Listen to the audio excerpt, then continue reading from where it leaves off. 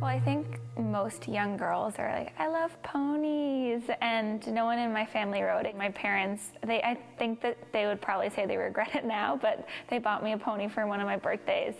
And we originally started with a 2-stall barn that they built at our house that then turned into a 4-stall barn. Then they added 3 more stalls, and it ended up being 9 stalls. And it's something that started in my backyard in New Hampshire, and it's just grown immensely from there.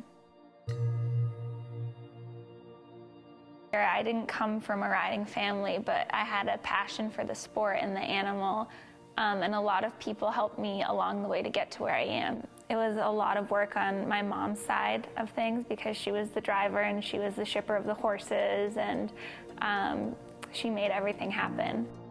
We started kind of our own business too when I was 9 years old, where we would buy young ponies, and when I think about it now, I'm like, how did I train a pony when I was 9 years old and didn't even know it? Like, I didn't know what I was doing, my mom didn't know what she was doing, but I think a lot of luck too. We just had good animals that we were able to produce. I started riding at Heritage with Andre and Patricia I moved there when I was 9 years old. So weekends were driving to New York from New Hampshire, lessoning, and I would take whatever gymnastics or exercises I did with them, I'd try to duplicate at home, and I'd go online and find courses from previous finals and set them in my ring to the best of my ability. But I think that because I went there when I was so young, they gave me such a good foundation, and I was for sure not afraid to ask a lot of questions.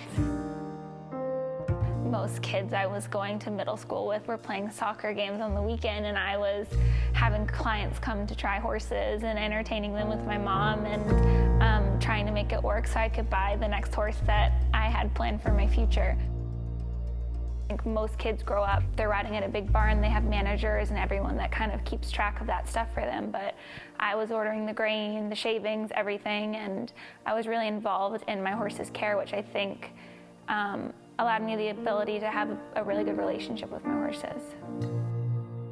My junior jumper that I won Team Gold at Young Riders with and was silver individual, my mom and I, she got a video of him, and I had just started high school. She picked me up on a Friday and she was like, your bag's packed, we're going to England. And I was like, who's coming with us?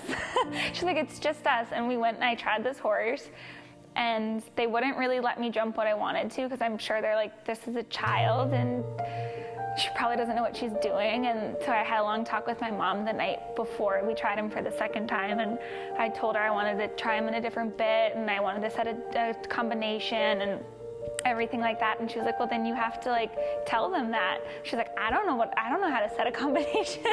So she was like, you got to stick up for yourself, and if you like the horse and that's what you want to do, like, so I think for someone that young to kind of have to deal with such a professional situation, that taught me a lot at a young age. So I had to go and tell them, like, can I try him in this bit? Can we set this? And we bought the horse, my mom and I, and okay, he took me like a year and a half to get there, but I won my first Grand Prix on him that I've ever won, and he had great results and everything like that, so it's crazy.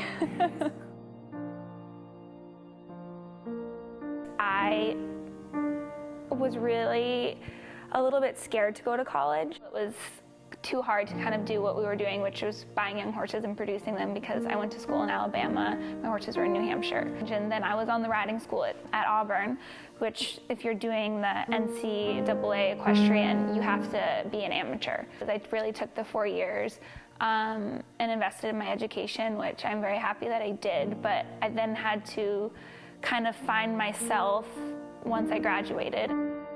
I actually went to Europe and worked there for a bit for Francois Métis, which was one of the things that I was most scared to do. It was a sales barn, there was a lot of different horses. He gave me amazing opportunities to get experience that I don't think I would have ever gotten here. Then again, at the end of the day, then I'd come home to visit and people were like, what have you been doing? Like, it didn't really carry over, which I was getting great experience, but no one here really knew that.